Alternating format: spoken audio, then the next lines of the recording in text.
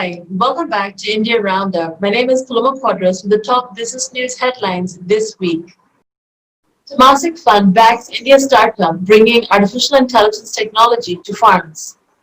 As the coronavirus pandemic boosts the adoption of digital technologies in farming, Cropin, an artificial intelligence and database agri-tech startup, has raised $20 million in a funding round led by Temasek-backed ABC World Asia. Headquartered in Bangalore, the agricultural AI startup provides software as a solution products to farms and development organizations globally, with the aim of improving predictability, efficiency, and sustainability of crops. Additional new investors in the Series C funding include Infosys Limited, billionaire co-founder Chris Gopalkrishnan's family office, and a fund of the UK government CDC Group. Cropin has raised $33.1 million so far.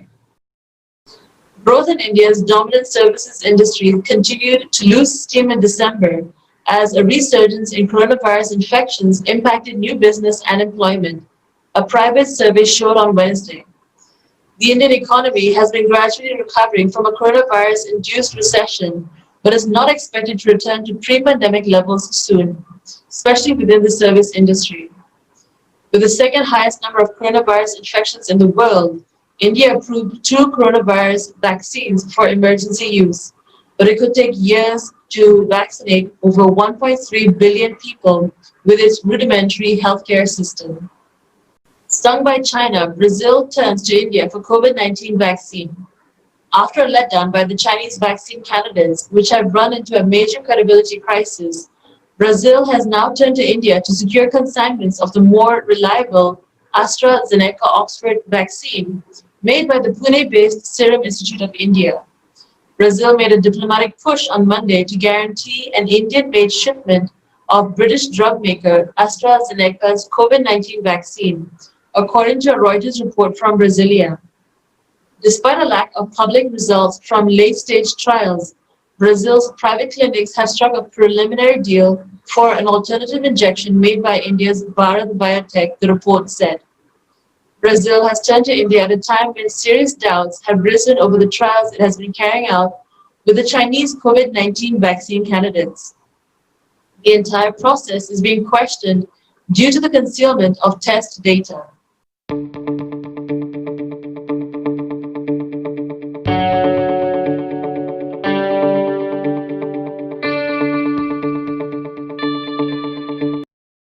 Fiat Chrysler to invest $250 million in India's unit to launch new SUVs. Fiat Chrysler Automobiles on Tuesday said it will invest $250 million to grow its presence in India with the launch of 4 new sport utility vehicles under its Jeep brand over the next 2 years. Fiat Chrysler Automobiles, in a statement, said it is looking to locally manufacture a mid-size 3-row SUV, assemble the Jeep Wrangler and the Jeep Grand Cherokee vehicles in the country, and launch a new version of its Jeep Compass SUV.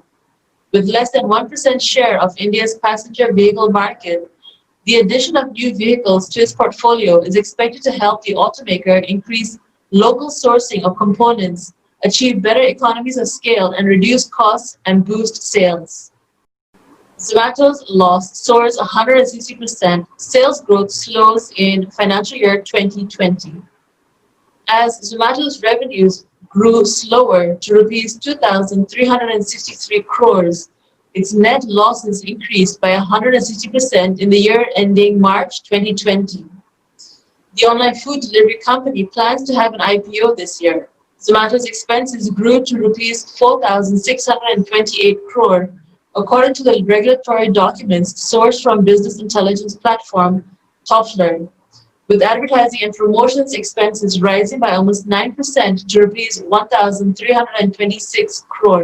In its annual report, Zomato said that COVID had hit its business hard, with initial food order volumes going down significantly, along with a huge impact on its revenue from the dine-out business. Paytm to sell personal loans for banks, non-banking financial companies. With the aim of distributing personal loans to customers through its app, Paytm has launched a new vertical, Paytm Lending. This new service, built on its tech platform, will enable partner banks and non-banking financial companies to process loans end-to-end in less than 2 minutes. Paytm aims to have 1 million users by the end of March 2021.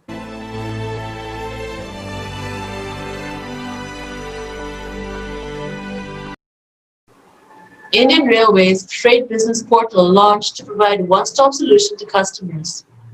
Indian Railways Freight Business Development Portal was launched by the Union Minister for Railways, Piyush Goyal, on Tuesday as the one-stop solution for all the needs of freight customers. The new portal will be a game changer in ensuring ease of doing business with railways as it aims to provide more transparency and professional support. The portal will ensure that all operations stay customer-centric, reduce the cost for logistics providers, provide an online tracking facility for suppliers, and also simplify the process of goods transportation.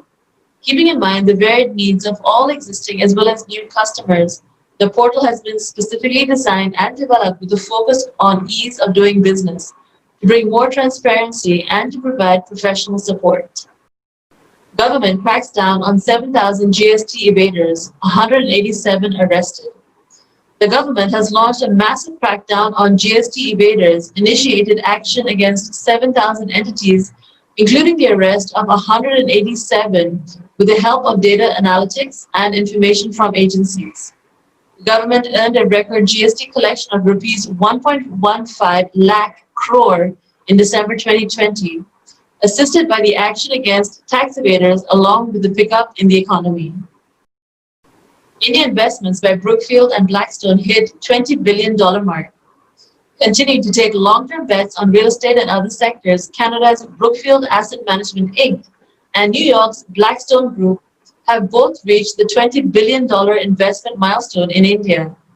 $7 billion of the $20 billion invested by Brookfield has been invested in real estate, along with $11.5 billion pumped into India in 2020 alone.